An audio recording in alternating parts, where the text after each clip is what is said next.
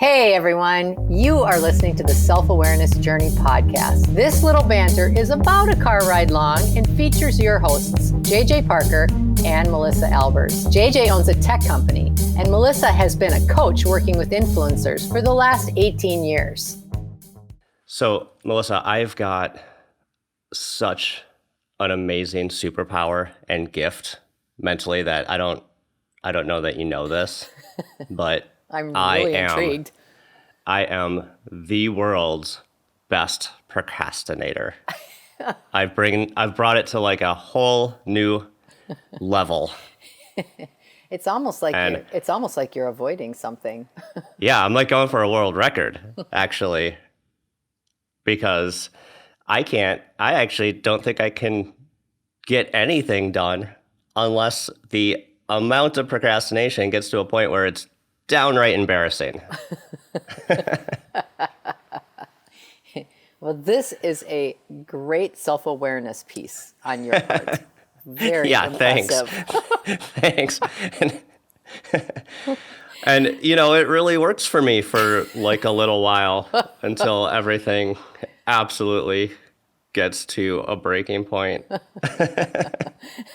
Our conversation today about avoidance, like things we avoid and why do we avoid them? This is like personally, this is my favorite because it is my go-to move. I mean, if you want to talk all sorts of avoidance, right? Like physical avoidance, like I'm not going to go mow the lawn. Like emotional avoidance, like I do not want to talk about my feelings. Like mental avoidance, like I don't want to sit down and work on that blog post, right? Spiritual avoidance, like let's not think about, death or anything beyond. I'll just sit here and focus on sorting my shirts by color. Sub-sorted by season. Sub-sorted by arm length. Subsorted by texture and fabric. Oh my gosh. It's very, very, very funny. And, I think you and I know each other well enough now where we know when we're both in full cry, avoiding something that we don't want to deal with, or we don't feel completely resourced to deal with. Like even in the self-awareness journey, we're into this several months now. And I was talking with one of my clients yesterday and she said, "Oh, I'm really enjoying your podcasts. Like I listen to them all the time. And I'm not one who stays up on schedules and stuff." And I said, "Oh, well, what do you think of the website?" And she said, "What website?" Which reminded me that we are not good at self-promotion, marketing, right? Yeah, we're avoiding the marketing part. And it's working really well because nobody even knows that we have a website, which, by the way, if any listener is interested, it's theselfawarenessjourney.com. Well, but even in that, like, look at this, we're working on self-awareness and all of a sudden we're like being reminded, and we already knew this, but we kind of forgot or avoided that we're doing next to nothing to promote or market this wonderful thing. Well, I'd say you and I go through these cycles. I think a lot of times avoidance comes in cycles, right? Where true. We know there's a big project we should work on.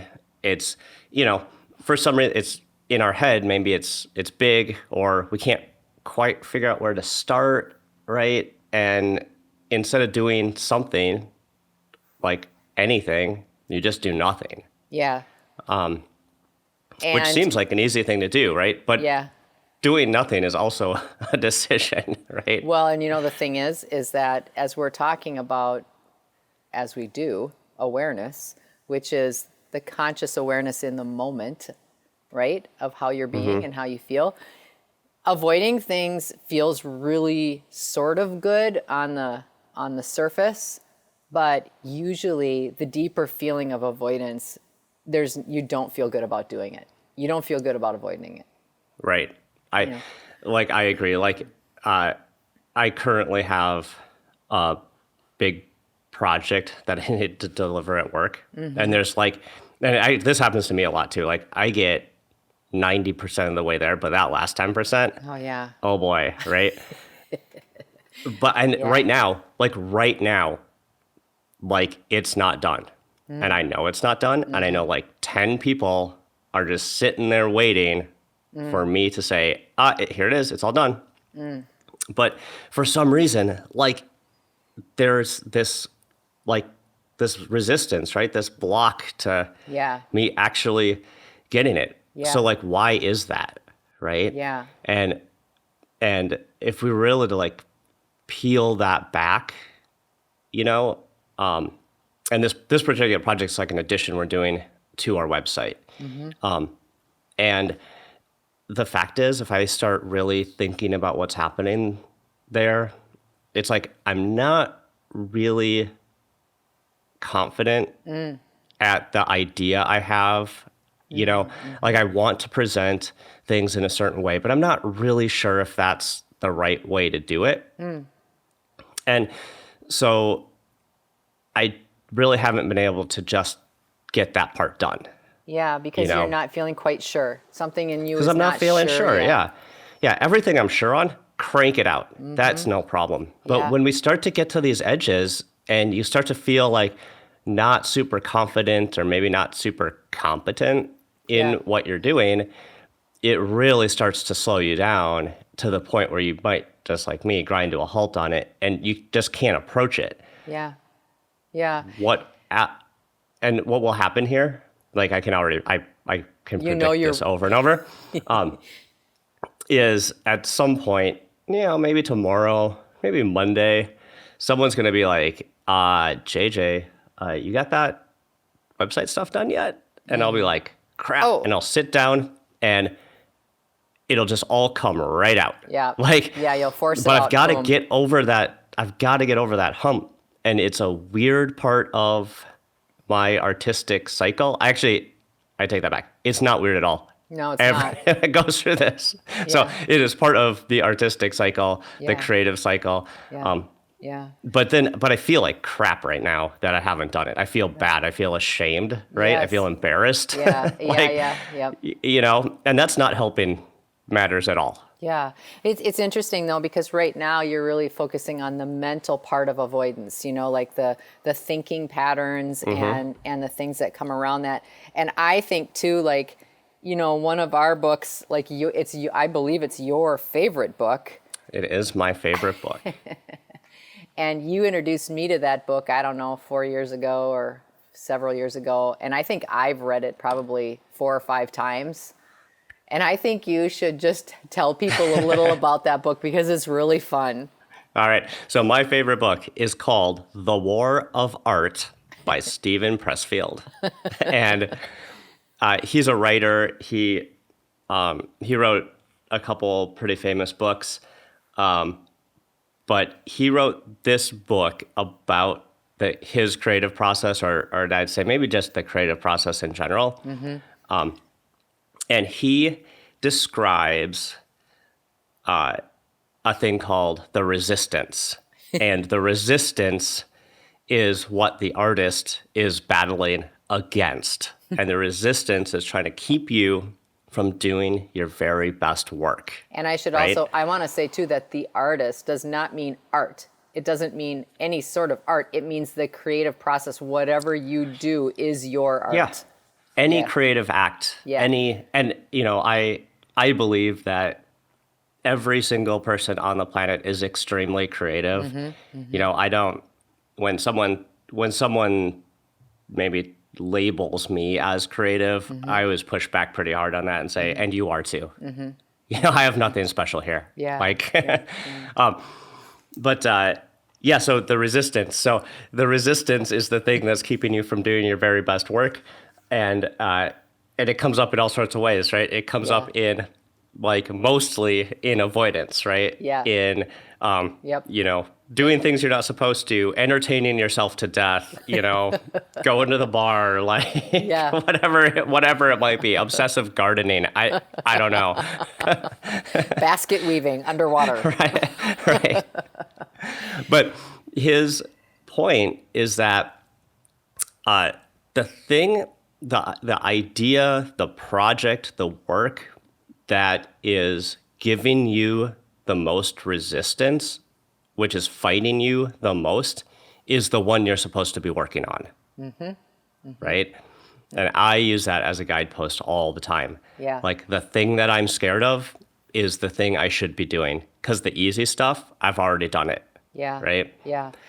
This is a really interesting topic. It's just, I would want to stop right now and ask the question, like, what do you think, and maybe you don't need to know the answer, I don't know the answer, but what do you think is what causes you to mentally have that kind of resistance personally? Like everybody listening, it's like, what is it that puts you into that mode of avoidance? And what is the feeling behind it? So you started alluding a little bit to your avoidance feelings when you were having these mental blocks, like trying to get projects done and stuff like that. And you just said, well, I'm not quite confident about what it is, or I don't feel like I'm equipped maybe to do this in the way I expect myself to be. So that could be some perfectionism.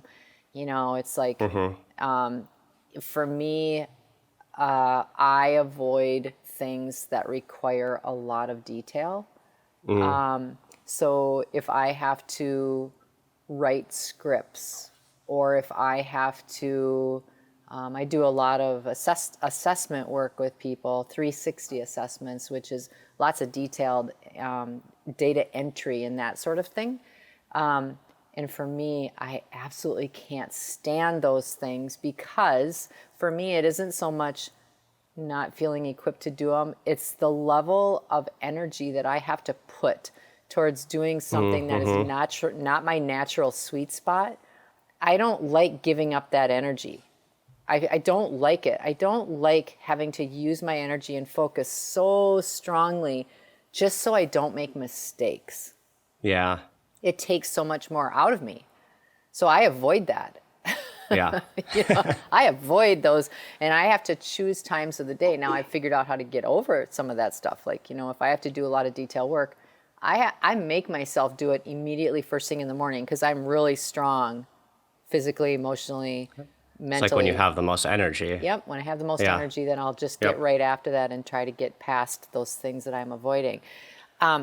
So that's a really great tip, right? This idea that, hey, when you're in this avoidance mode, really sit with yourself and feel how that's affecting you, right? Yeah. And then think about, well, how can I put myself into a different scenario where I can sort of offset that stuff, right? Yeah, and I think for you, it's an energy thing. Like, you get more tired in the afternoon, and you just know you got to move that work up to the beginning of the day. Yeah. And there's a million things out there that tell people how to be, quote, more productive, stop procrastinating today. And it's all these mental, calisthenics to try to find new processes to get over it. But I really think, like, when you and I work on this journey, it's really more about, let's get in the front end of this. What are the feelings behind this that are preventing us from being able to really create? And that's the mental part. But like, I think that this whole notion of avoidance, and you mentioned it at the beginning of our conversation, you said like spiritual avoidance. So now that's a big, dark, deep thing. But I really want to talk about this just a little bit, because I think lots of people avoid having strong relationships with themselves, which is the spiritual piece, right? To me, we all have a core. We all have a guiding core principle. We all have sort of a guiding energy that's been with us forever. People call it their little small voice, or their conscience, or their spirit, or their soul, or their relationship with God, or if their relationship with a higher power, whatever it might be. And it's very interesting when people are in pain, or they live their lives in a state of not being particularly happy. Oftentimes they are truly avoiding the spiritual part of themselves because of heavier emotions, or fear of heavier emotions. Like, I'm going to feel guilty because I don't do these things religiously. There's a big distinction between religion and spirituality.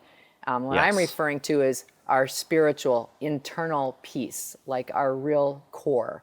And it's really interesting to see how much pain people cause themselves simply by avoiding themselves. Mm-hmm. Mm-hmm. Yeah, because sometimes that's a little scary, right? We had an episode called we called it the canoe of fear, right? Yes. Where we talked about the idea, like sometimes when you're working on yourself, and in this way we can say maybe working on your spiritual self, Yeah. when you push off into the darkness and you sort of like maybe lose sight of the shore every so often, it's scary. It is. Yeah, it can and be. Yeah. that's naturally, you'd want to kind of avoid that, right? And yet, the more you know yourself, the easier it is to be you.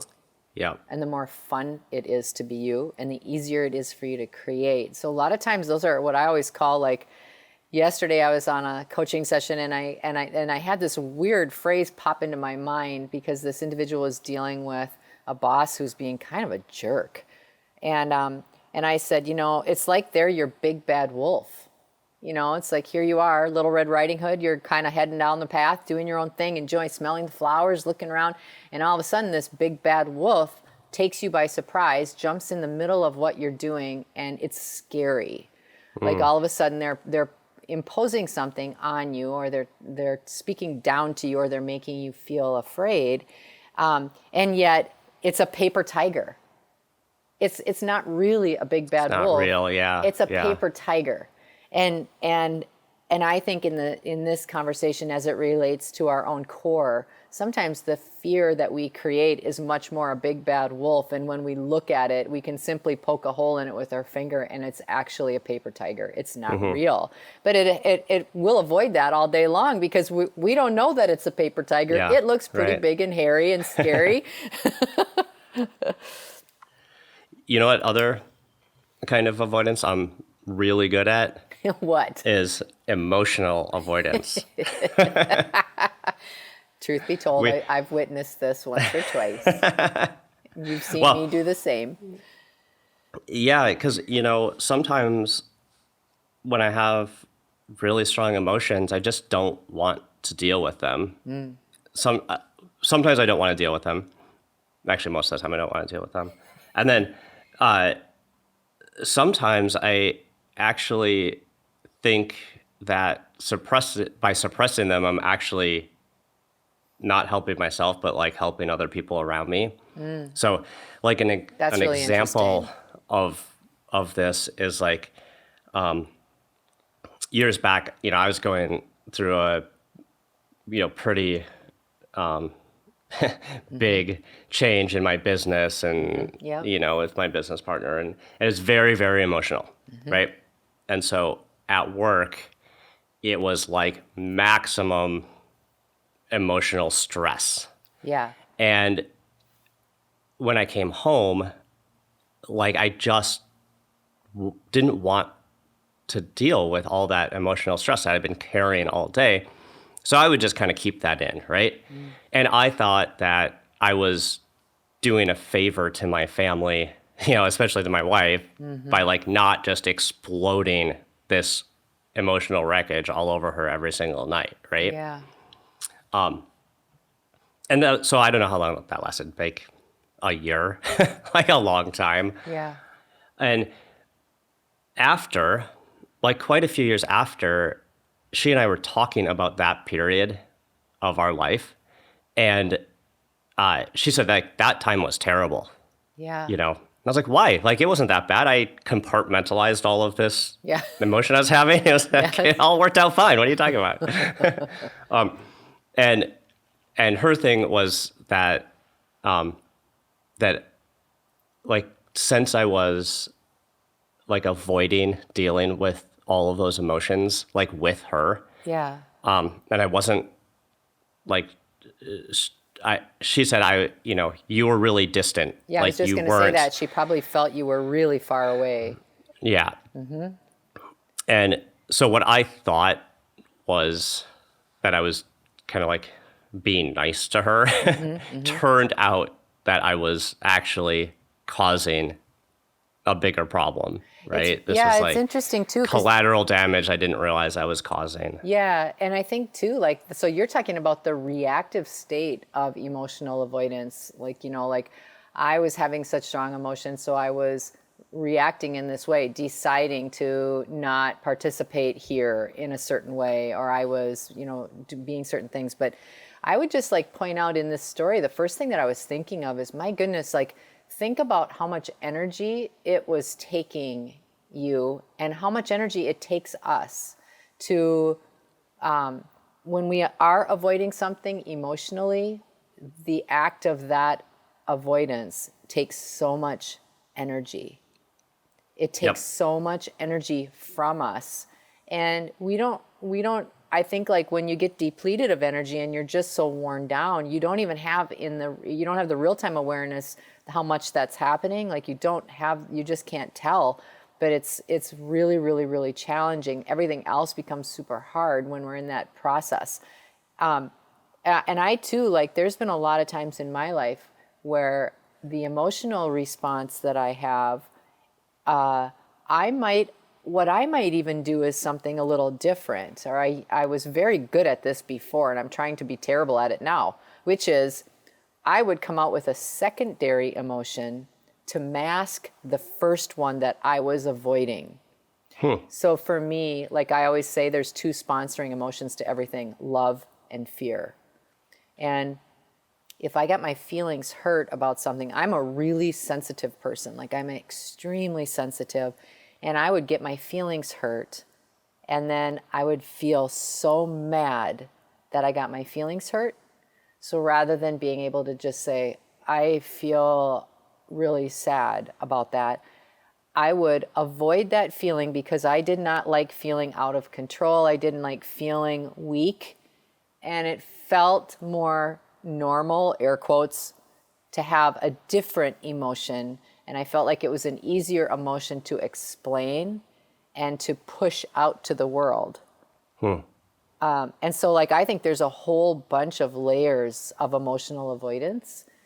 And I would just say, wow, the thing is like, the energy that it takes to be in that state of avoidance is massive. And as I've worked on learning how to just be more present with, what is this feeling I'm having? Oh, okay, what's behind this feeling? As I'm always, saying and offering as a good suggestion to try. It's like, you have a strong feeling, sit with it and try to, what is this feeling about? Let's not have a strong reaction. Let's just, as I've gotten more and more practice doing that, it's really helped in the emotional avoidance portion. But boy, oh boy, I'll still do it if it's something big. Yep. And then we have the last of the four, which is physical avoidance. And I think there's all sorts of things that we humans do to avoid physical things. Like, I would be happy to toss myself under the bus first and say, I do not want to eat vegetables. I want to eat an entire bag of mini Butterfingers instead. Physically, I am avoiding health because it tastes better. Right? Like, how many, we all do that, like eating, exercising, right? Yes. Like, I'll exercise tomorrow. Yeah.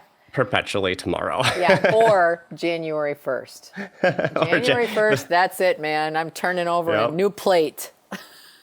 Yep. That's when the parking lot at the fitness club is really packed for like 2.5 weeks. The yoga studio is nuts as well. And I remember walking in at the beginning of the year and saying, well, I guess I won't be able to find a parking spot until the 7th. And the yoga instructor said, oh, you're being way too optimistic. It's usually the 4th.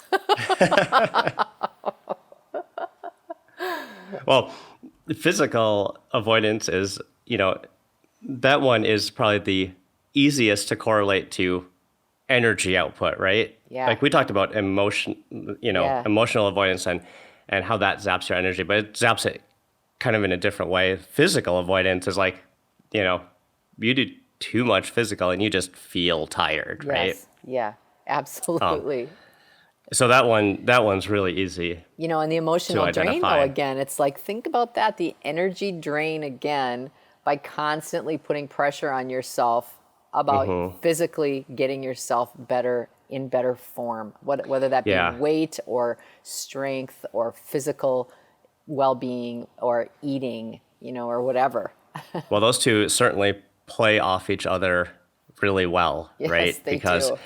Because if you're not feeling physically fit and you know that you should go do something, then you start feeling bad about it. You have negative emotion about it, Yep. and then you judge yourself. Yep. And it's just a cycle. And then Yes. actually you feel mentally terrible, which causes you to not want to physically do anything. Yeah. So it is like Yeah. it is like the avoidance spiral. Yes.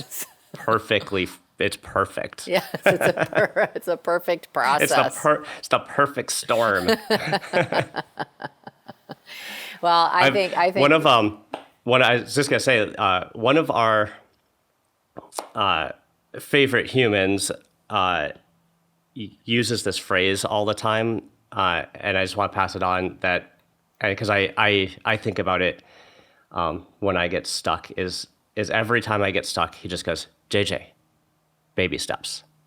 Like, what's the littlest thing I can do? What's the smallest thing I can do to get movement towards the thing I'm avoiding, right? And that's such a good way to start, because you don't have to, whether it be going to the gym or working on a project that you're trying to avoid, or even exploring your spiritual side. Like you don't have to go like all huge in 110%, right.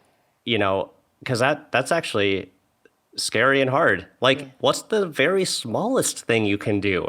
Yeah, that's really start with the good. very littlest thing. Yeah. And then do the next very littlest thing. Yeah, Like, you don't yeah. have to be a hero. It just starts with little baby steps. Yeah, exactly right. And what I feel like is another really strong takeaway from our conversation is to just take a moment, and when because everybody knows what they avoid. Like, everybody knows that. They're really used to the reactive state of avoiding it and the feeling of guilt and shame and, I'm procrastinating and mad at yourself and stuff like that. What I would say would be also a really interesting thing to do would be to consider, what is the feeling behind what I'm avoiding?